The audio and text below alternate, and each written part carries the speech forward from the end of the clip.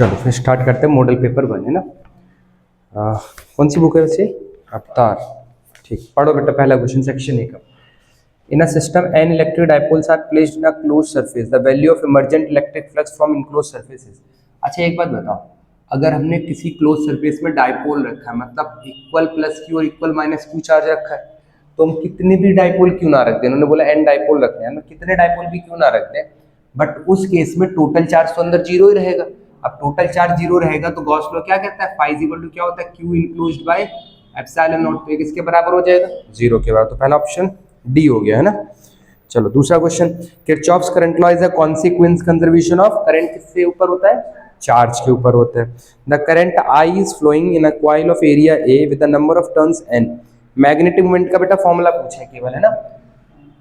पहला, दूसरा का क्या आंसर आया था, चार्ज, है ना। तीसरे वाले बेटा फॉर्मूला पूछा है, तो मैग्नेटिक मोमेंट का फॉर्मूला क्या होता है, एन आई ए होता है, एन आई ए ऑप्शन हो गया ना। Lenz law is in accordance with the law of conservation of energy, है ना। लेंज लॉ किस प्रिंसिपल पे होता है, एनर्जी प्रिंसिपल पे होता है। तो कौन सा ऑप्शन हो गया इसका, सी हो गया। चौथे का हो गया सी ऑप्शन। फिर उसके बाद refractive index of a glass is 1.5 for a light of wavelength this, what will be the wavelength of this light in glass. तो बेटा वेव हमने बताया था ना इनवर्सली प्रोपोर्शनल होता है क्या रिफ्रैक्टिव इंडेक्स के। तो अगर हम म्यू का फॉर्मूला लिखें तो lambda in vacuum divided by lambda in medium. तो अगर हम लैम्डा इन मीडियम निकालेंगे तो देखो म्यू कहाँ चला जाएगा, डिवाइड में, lambda vacuum by mu. Vacuum में कितना लैम्डा है बेटा, 6000 है ना। तो 6000 बाई 1.5, इसको काटोगे तो 15 चौक 60, 4000 आ जाएगा।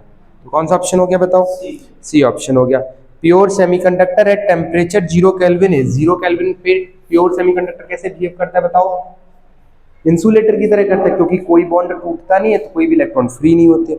अच्छा नेक्स्ट देखो सेक्शन बी पे आगे, what do you understand by electric dipole movement. Electric dipole movement क्या होता है, बिल्कुल, तो हम लेंगे इलेक्ट्रिक डाइपोल मूवमेंट का फॉर्मूला लिख देंगे Q इंटू 2a और बोल देंगे it is defined as charge times the separation between the two charges when two equal and opposite charges are separated by a small distance, then that is known as electric dipole।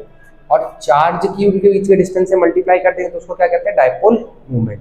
Diagram बना दो तो और सुंदर सुंदर हो जाएगा ना। यहाँ पे लिख देना -q, यहाँ पे लिख देना +q, बीच का डिस्टेंस कितना बेटा 2 है। सही बात है।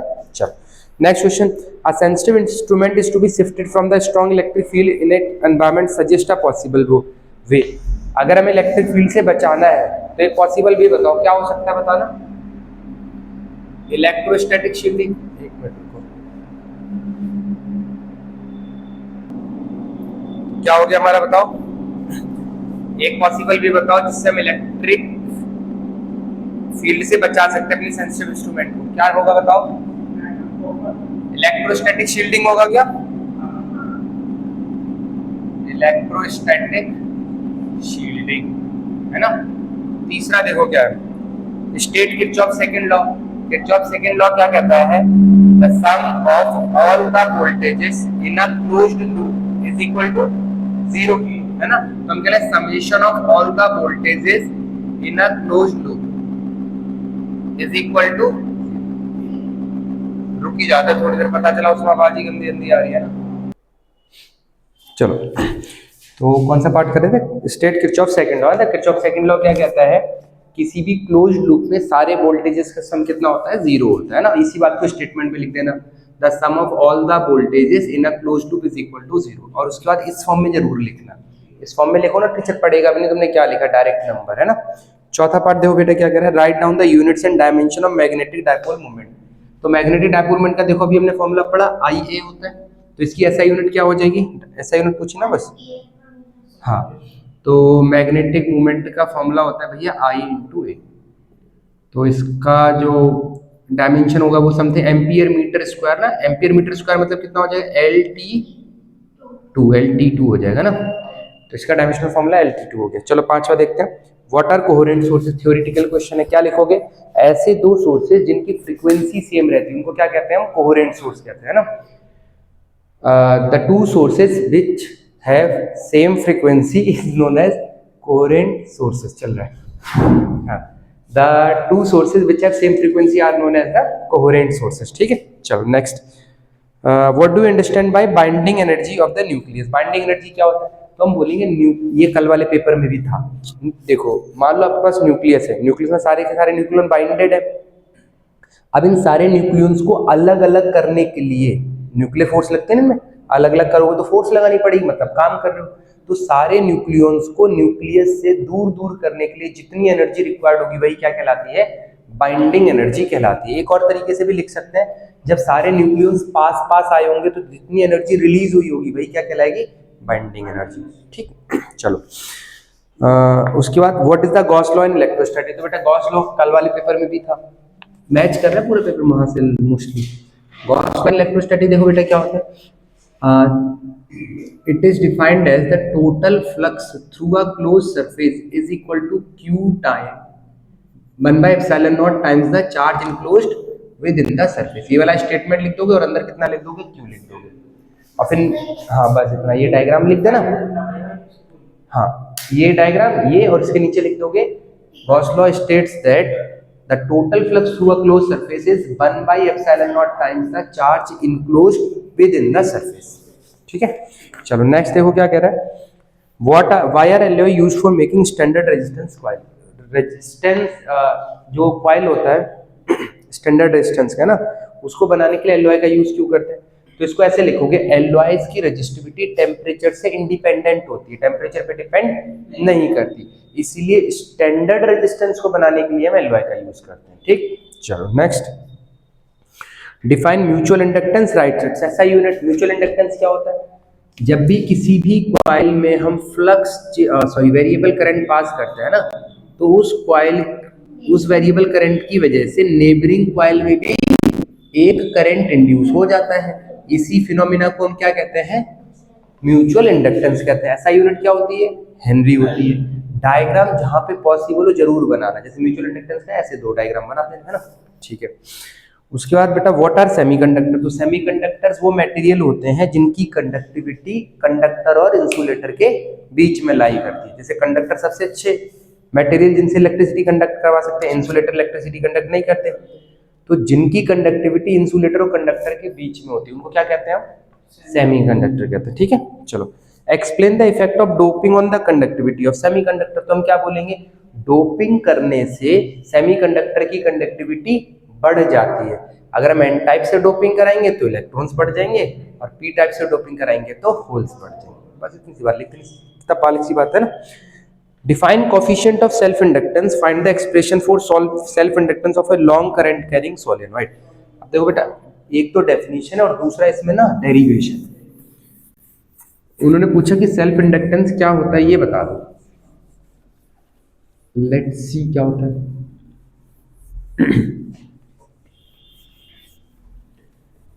सेल्फ इंडक्टेंस तो देखो हमने पढ़ा था E इज इक्वल टू क्या होता है, L D I by D T होता है क्या। तो यहां से हम L की वैल्यू लिखें तो कितना हो जाएगा, E अपॉन में D I by D T. अब देखो सेल्फ इंडक्टेंस को डिफाइन कैसे करोगे, जब भी किसी कॉइल में आप 1 एम्पियर पर सेकंड से करंट चेंज करोगे तो उसमें एक ईएमएफ इंड्यूस होगा, वही ईएमएफ उस कॉइल का सेल्फ इंडक्टेंस कहलाएगा।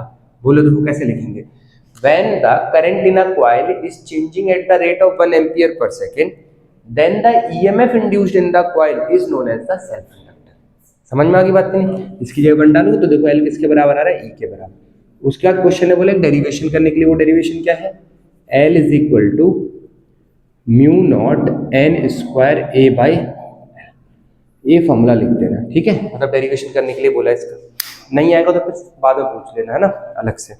नेक्स्ट देखो क्या कह रहा है क्वेश्चन, डिस्टिंग्विश बिटवीन, ये सुबह ही कर रहे थे शायद तुम डेरिवेशन ये वाला है ना।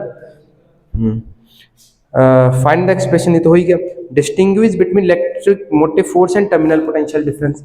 तो देखो बेटा ईएमएफ और उसके अंदर हम बहुत सारे डिफरेंस लिखवाए थे नोट्स में ना, अभी कुछ कुछ रिवाइज करते हैं। ये ईएमएफ हो गया और ये टर्मिनल पोटेंशियल डिफरेंस हो गया। पहला क्या लिखोगे, it is the maximum voltage across the terminals of the cell. बोल दे रहे हम, लिख नहीं रहे है ना।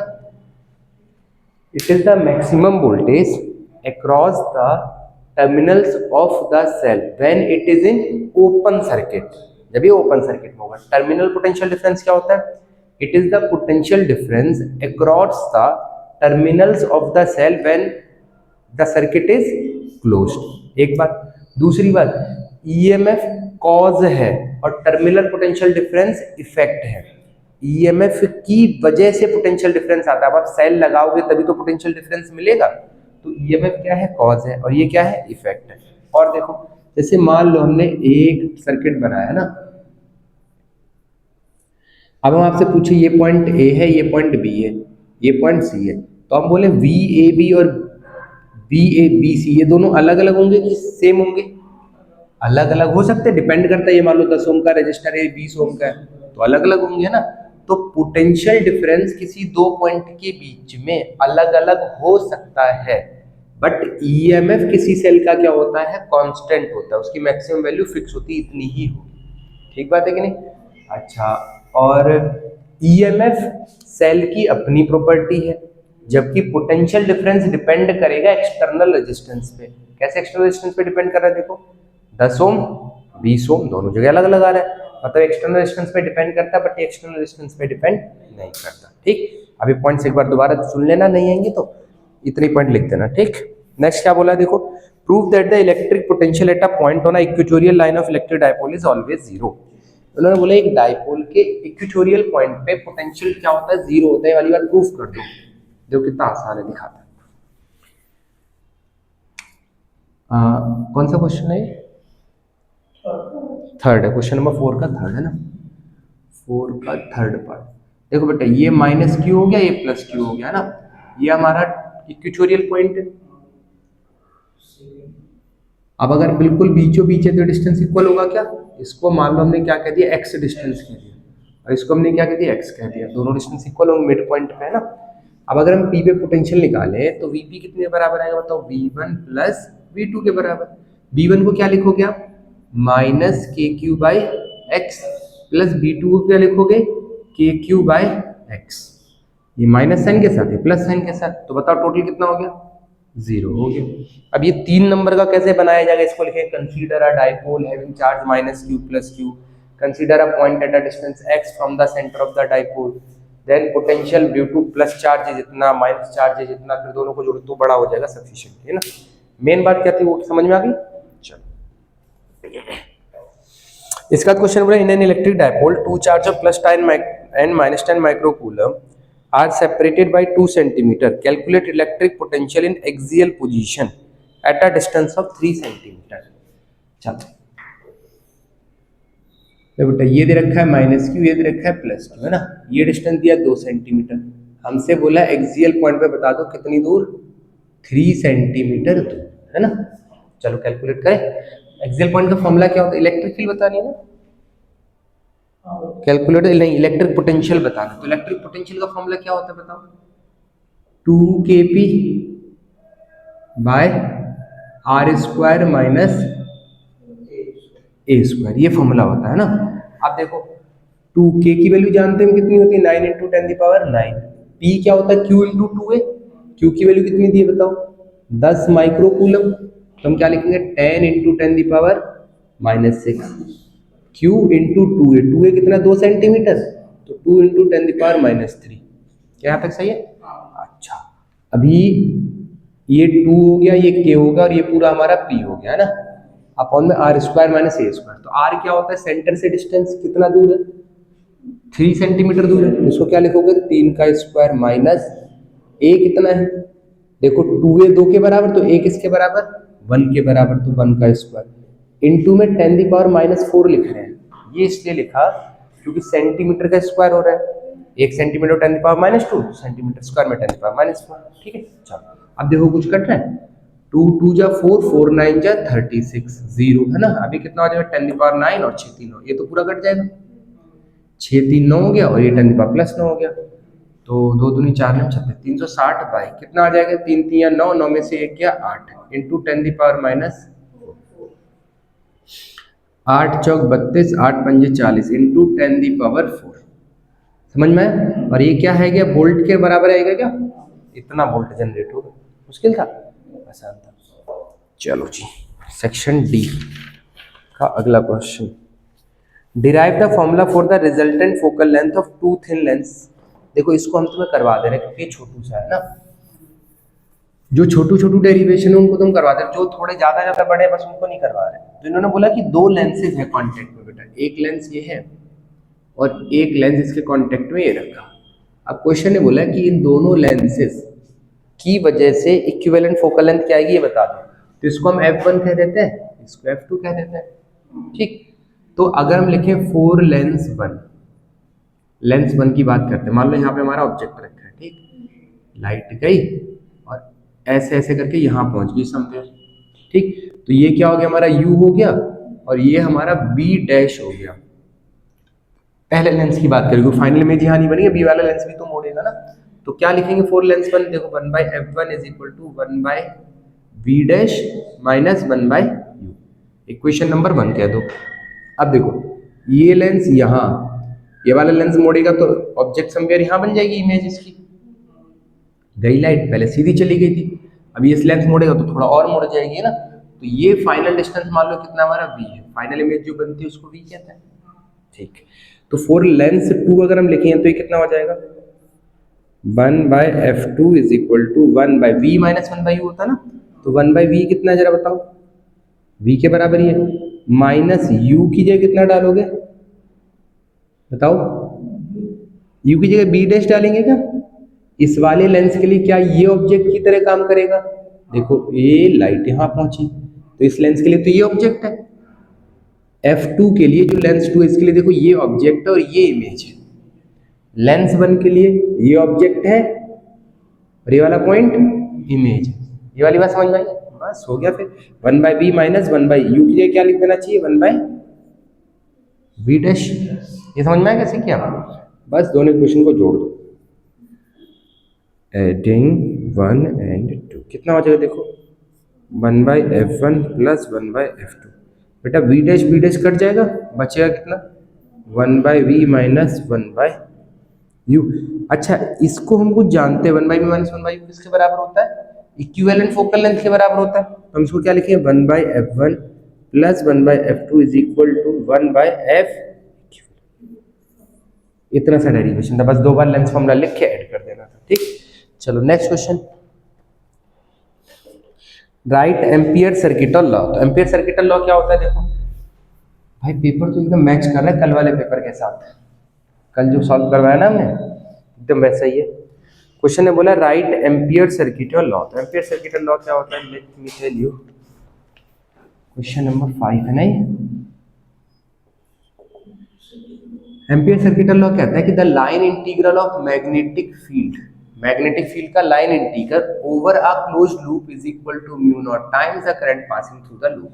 क्या कह दिया समझो, ये हमारा एक लूप है, सही है, इससे मान लो आई करंट पास कर रहा है, तो अगर हमें किसी r डिस्टेंस में मैग्नेटिक फील्ड चाहिए इस वाले पॉइंट पे ना, तो मैग्नेटिक फील्ड कैसे निकालेंगे, इस पूरे लूप पे मैग्नेटिक फील्ड का इंटीग्रेशन करेंगे, और ये लूप क्लोज्ड है तो इसलिए ऐसा सिंबल लगा दिया। अब पढ़ते वाली स्टेटमेंट को, लाइन इंटीग्रेशन, लाइन के लॉन्ग कर रहे हैं तो इसलिए लाइन इंटीग्रेशन करिए, line integration of magnetic field over closed loop is equal to mu naught times the current passing through the loop. समझ में आ गया क्या, ठीक है। अभी कुछ नहीं बोला, derive the formula for magnetic field intensity at a distance r। अब इसको भी करवा देते हैं, थोड़ा इंपॉर्टेंट डेरिवेशन टाइप है ना। देखो एम्पियर सर्किटल लॉ से डिराइव कैसे करता है, तो हम बोलेंगे ये हमारे पास एक्सप्रेशन है, लिखोगे ऐसे, consider a loop of radius r, let i be the current passing through the loop, है ना। Then using ampere circuital law we can write b dot dl, अच्छा is equal to mu naught I. देखो magnetic field तो r distance में हर जगह same रहेगी, तो मैग्नेटिक फील्ड आ गई बाहर, ये हो गया dl खाली, है ना, इज इक्वल टू कितना हो गया म्यू नॉट आई। dl का इंटीग्रेशन एक सर्कल के ऊपर करते हैं तो सर्कल की लेंथ निकल के आती है, और सर्कल की लेंथ सरकमफ्रेंस के बराबर होती है क्या, that is equal to 2 pi r, है ना, इज इक्वल टू कितना बेटा म्यू नॉट आई। तो b की वैल्यू कितनी आ जाएगी बताओ, म्यू नॉट आई बाय 2 पाई r। बस इतना सा डेरिवेशन था। कंसीडर लिखना पड़ेगा, कंसीडर लिखने में कुछ नहीं, जो डायग्राम में दिखाया वही consider. Consider the I current passing through the loop, consider a loop of radius r, let the magnetic field b, है ना, उसके बाद ये वाली बात लिख देनी। हाँ, पहले एम्पिरिकल सर्किटल लॉ का स्टेटमेंट जो हमने इसमें पहले बोला है वो सारा, उसके नीचे फिर ये छोटू सा डेरिवेशन। ठीक, चलो उसका क्वेश्चन ने बोले बेटा the focal length of a thin plano convex lens. Plano convex lens, तो बेटा प्लेन सरफेस का रेडियस कितना होता है? इनफाइनाइट होता है क्या? देखो ये है हमारा plano convex lens. The red focal length of a thin plano convex lens is 20 centimetre. बेटा फोकल लेंथ कितनी दी है हमें? 20 सेंटीमीटर दी है। And the refractive index of its material is 1.5। बेटा रिफ्रैक्टिव इंडेक्स इन्होंने कितना दे दिया हमें? 1.5 दे दिया। अभी हमसे पूछा है रेडियस ऑफ कर्वेचर बता दो। तो देखो फॉर्मूला कैसे लिखोगे बताओ, याद है फॉर्मूला? बोलो। 1/f is equal to mu of lens by mu of medium minus 1। ये फॉर्मूला याद करो तो बहुत इंपॉर्टेंट है ना। 1/r1 minus 1/r2। तो 1/f तो निकालना ही में। अच्छा ये तो दे रखा है हमें, एफ की वैल्यू कितनी दे रखी? 20। अच्छा ये कन्वेक्स लेंस है तो पॉजिटिव 20 लिखेंगे। लेंस का रिफ्रैक्टिव इंडेक्स दिया है क्या?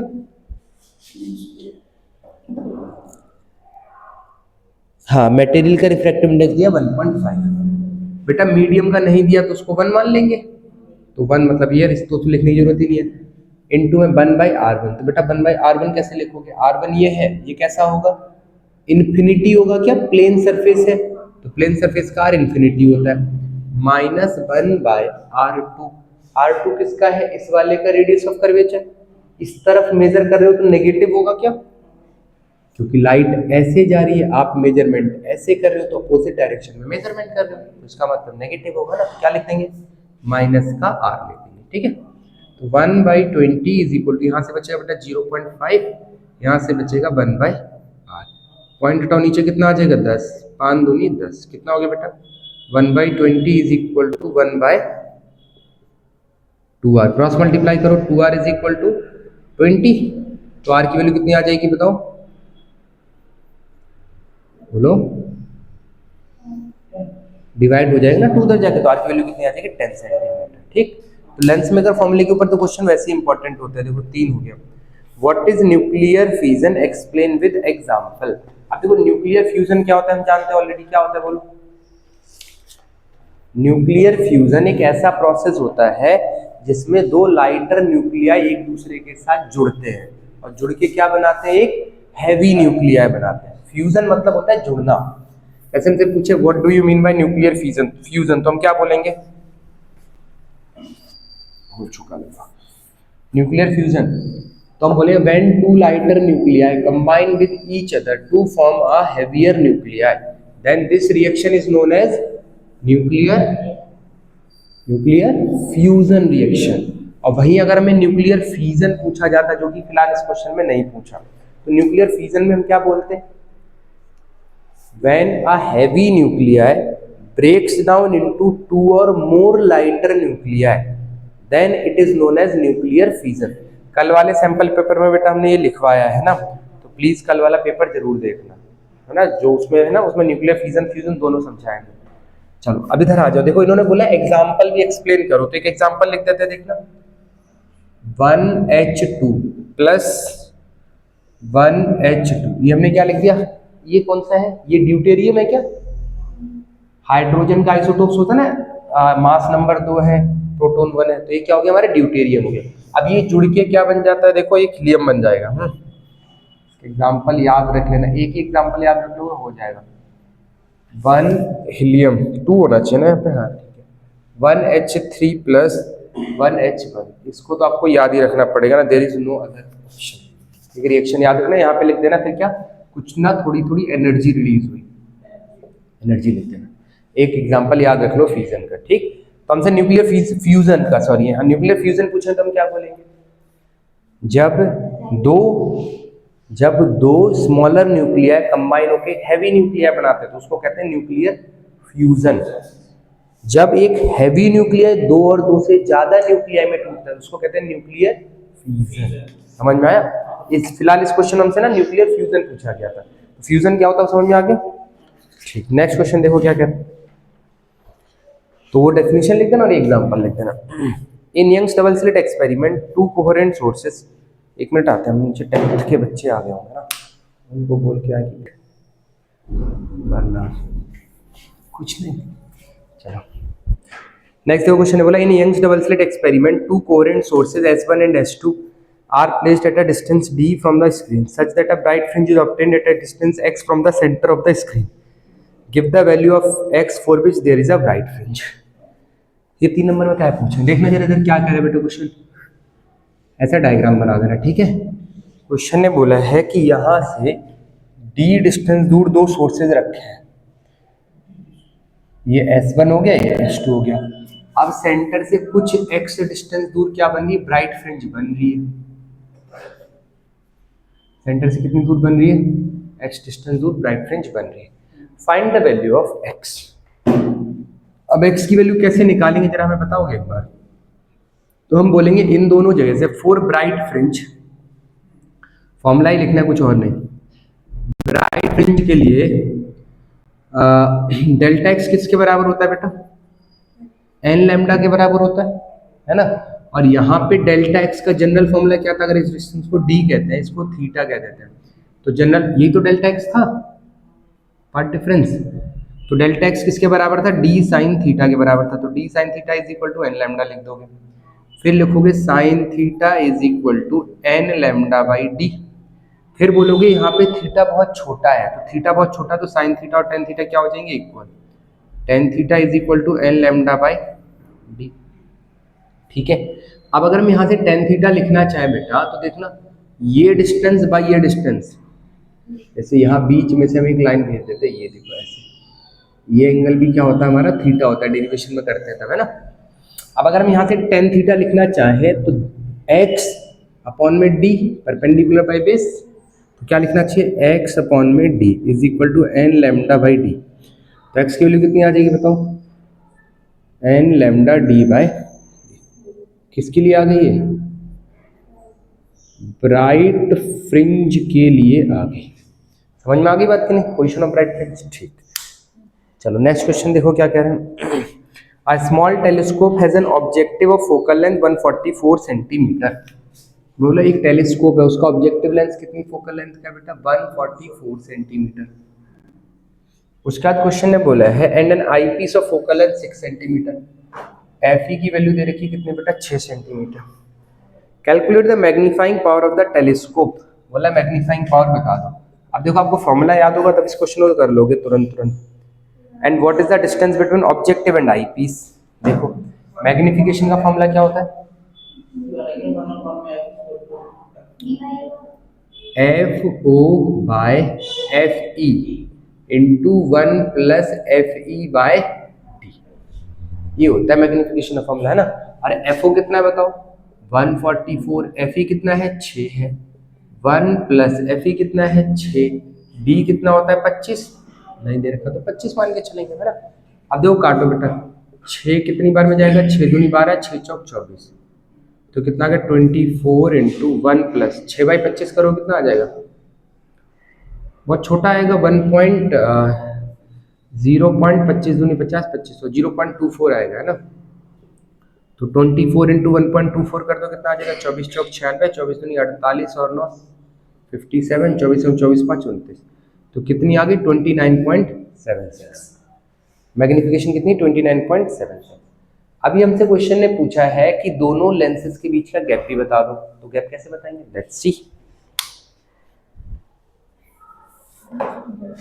गैप किसके बराबर होता है, अगर रिलैक्स्ड आई का केस देखें, जैसे हम लिख देते हैं ऐसे, फोर रिलैक्स्ड आई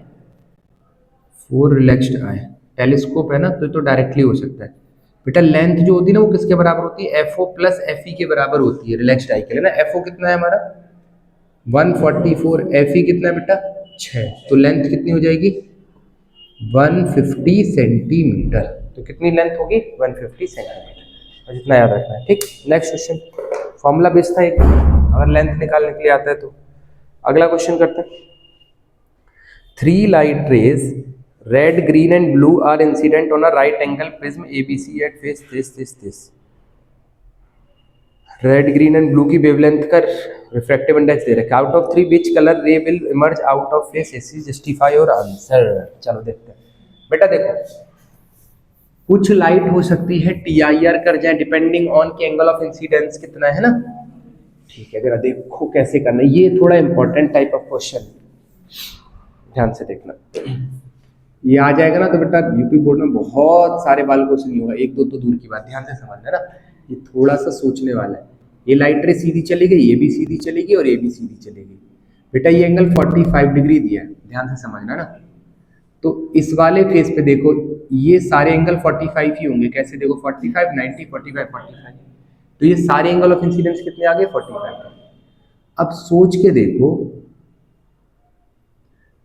अगर क्रिटिकल एंगल इससे छोटा हुआ है ना, ऊपर वाली लाइट कौन सी है, ब्लू ग्रीन रेड है ना, ब्लू ग्रीन और रेड, अगर क्रिटिकल एंगल इससे छोटा हुआ, हम क्या जानते हैं अगर आई की वैल्यू आई सी से बड़ी हो जाएगी तो क्या हो जाएगा, टी आई आर हो जाएगा। कल वाला सैंपल पेपर देखना, वहां पे टी आई आर भी समझाया हमने। I is greater then I सी, आई की वैल्यू आई सी से अगर बड़ी होगी तो ये क्या हो जाएगा, टी आई आर हो जाएगा। तो हम ये चेक करते हैं, हमने सबका आई तो पता ही चल गया, ठीक है। तो हम देखते हैं कि साइन आई की वैल्यू भैया कितनी है, तो आपने बोला साइन 45, सबका एंगल ऑफ इंसिडेंस की वैल्यू साइन 45 है, ठीक। T I R occurs, T I R कब होगा, जब साइन आई की वैल्यू साइन आई सी से क्या होगी, बड़ी होगी, अभी तो टी आई आर होगा। अब हमने बोला दोनों तरफ रेसिप्रोकल कर लो, रेसिप्रोकल करने से इसका साइन ना उल्टा हो जाता है, देखो ऐसे लिखोगे ना 1 sine I is less than 1 sine I C, ऐसा हो जाएगा। 1 साइन आई को क्या कहते हो आप, म्यू कहते हो, refractive index, mu is equal to 1 sine I पढ़ा था ना, mu is less than equal to sine I C की वैल्यू कितनी हो जाएगी, 1 बाय, अच्छा आई की वैल्यू तो मैं दे रखी है ना, आई की वैल्यू कितनी है बताना, 1 बाय साइन 45 डिग्री पे लाइट आई है ना, is greater than 1 sine I सी होता है, किसके बराबर होता है 1 साइन आई सी, म्यू के बराबर होता है, सही बात। तो साइन 45 की वैल्यू 1/√2 और 1/√2 ऊपर जाके क्या बन जाएगा, √2। तो जिनके म्यू की वैल्यू √2 से बड़ी होगी उनमें टी आई आर हो जाएगा, समझ में आई बात।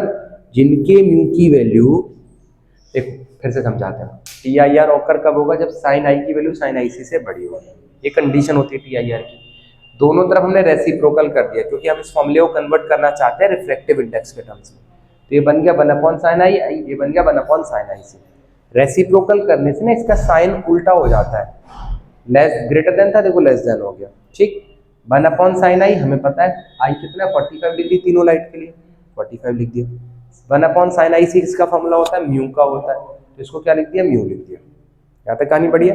फिर यहाँ से सॉल्व किया तो म्यू की वैल्यू √2 से बड़ी आ रही है, इसका मतलब टी आई आर ऑकर्स जब होगा जब म्यू की वैल्यू √2 से बड़ी होगी। अब देखते हैं रेड लाइट के लिए, देखो कितना दिया है म्यू, 1 पॉइंट, देखो रेड के लिए दिया 1.39, अच्छा ब्लू के लिए कितना दिया है 1.4, ब्लू के लिए दिया है 1.47 है ना, और ग्रीन के लिए दिया है 1.47 और ग्रीन के लिए दिया है 1.44। बेटा √2 की वैल्यू ना 1.414 होती है, तो जिसके म्यू की वैल्यू इससे ज्यादा होगी उसमें टी आई आर हो जाएगा। तो देखना ब्लू लाइट और ग्रीन लाइट में इसकी वैल्यू ज्यादा है क्या, म्यू की वैल्यू इससे, तो इसका मतलब for blue and green mu की वैल्यू √2 से बड़ी है ना, therefore blue and green suffers T I R, blue और ग्रीन लाइट में क्या हो जाएगा, टी आई आर हो जाएगा। अच्छा ब्लू और ग्रीन में टी आई आर हो जाएगा, रेड लाइट विल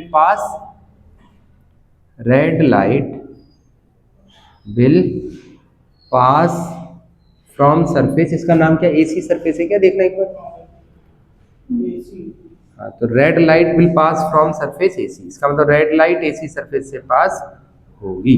फिर लास्ट में जाके इसका डायग्राम बना देना, हम यहीं पे बना दे रहे हैं ना, ये देखो टी आई आर कर जाएंगे, रेड लाइट ऐसे बाहर चली जाएगी और बाकी जो ग्रीन वाली है और ये जो ब्लू वाली है टी आई आर करके इधर से निकलेगी, तो रेड लाइट अलग हो जाएगी इससे। समझ में आ गई बात की नहीं है, ओके, एनी डाउट इसमें नहीं। तो सेक्शन डी खत्म हो गया हमारा, सेक्शन ई बचा, सेक्शन ई हम पार्ट 2 में डाल देंगे, ठीक है, क्योंकि अभी हमारी क्लास है।